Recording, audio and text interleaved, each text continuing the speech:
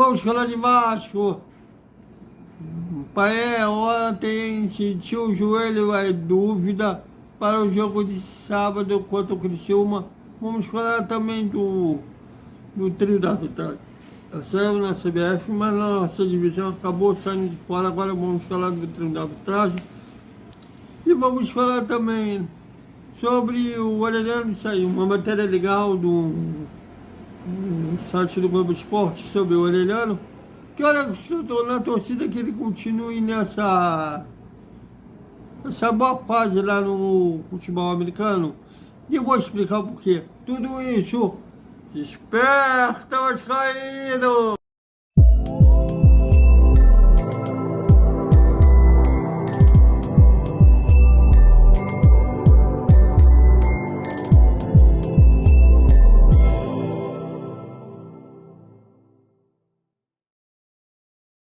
Salve, salve galera do Vaticão! Bora, um dia pra todo mundo e sábado a balada. Rico! Olha, São Januário vai ser dia de casa cheia. Mais de 15 mil ingressos já vêm emitidos. Vasco Criciúma, quarta rodada do Campeonato Brasileiro.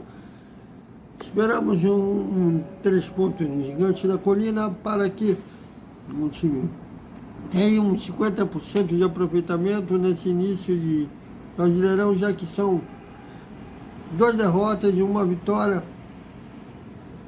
Vamos esperar que o Vasco está na 15ª colocação, volte a subir na tabela. Bom, antes de falar sobre o trio da arbitragem, lembrando que tem uma informação que a TV Vasco vai transmitir ao mesmo tempo o jogo do futebol feminino e o jogo do futebol masculino. O jogo no futebol feminino, que é Vasco e Vila Nova do Espírito Santo, que será às 3 da tarde, no sábado, em Moça Bonita. E o futebol masculino contra o Criciúma às 4 da tarde. É lógico, cada jogo uma equipe. E esperamos que venha 2 vitórias aí, que seria um ótimo sábado para todos nós.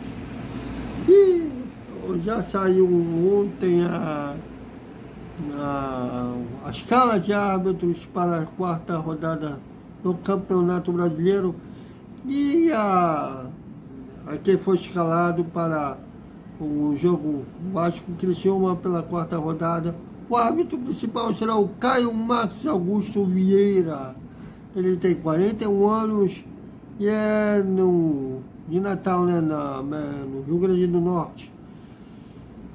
Eu não lembro dele ter apitado outros jogos do Vasco, mas esperamos que se jogo apitou, que não deve ter tido lances polêmicos contra os gigantes da colina, não me lembro dele. E será auxiliado por Marcelo Caio Nome e pelo Francisco Bezerra, né, o Marcelo do Rio Grande do Sul e o Francisco de Pernambuco. E esperamos então que seja um bom jogo, que a arbitragem tenha aí uma boa atuação e o Vasco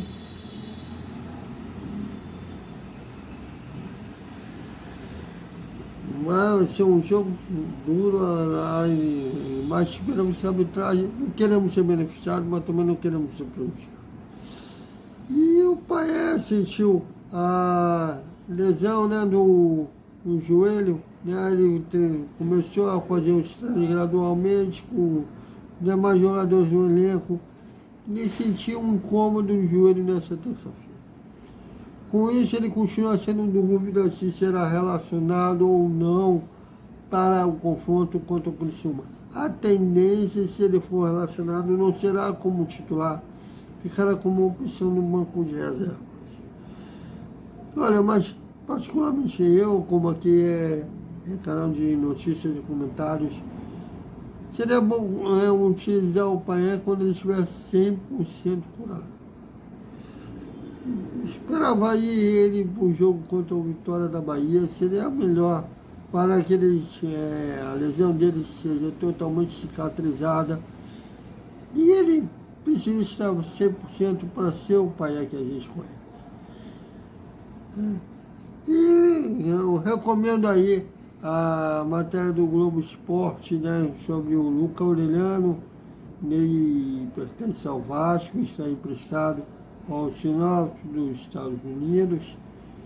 E nos últimos 10 jogos da equipe americana, ele vem jogando pelo menos dia 8 como titular. Já tem gol, já tem assistência. E parece que o pessoal lá do Salaford está gostando muito dele. Esperamos que ele continue nessa crescente, né? Que o Orelhano, acho que pagou quase 20 milhões pelo jogador na temporada passada. Foi o jogador mais caro da compra feita pelo então diretor de futebol do Vasco, o Paulo Brax.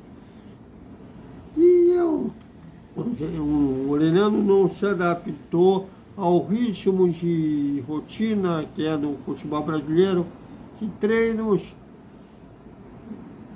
e acabou inclusive, ele jogou os primeiros jogos do Campeonato Carioca, ele inclusive fez gol contra o Boa Vista, mas ele pediu para ser negociado e foi prestado por lá. Esperamos que ele continue nessa crescente. Lá o futebol norte-americano é bem mais light em relação ao futebol brasileiro e até mais light que muitos países de primeiro escalão do futebol europeu.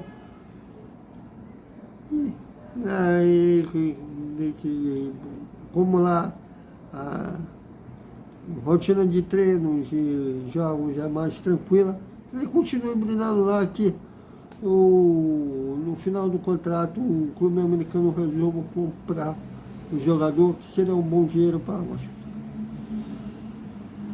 E para concluir, no nosso Despertar Vascaíno, o ex-presidente, o Jorge Salgado, se manifestou a favor do Zé Colmeia por ele ter sido proibido, por assim dizer, de continuar fazendo o trabalho na sede do Vasco pelo Pedrinho, já que a associação alegou como o Zé Colmeia já adiantou que será candidato a vereador na eleição municipal desse ano, para não utilizar, fazer do clube uma plataforma eleitoral.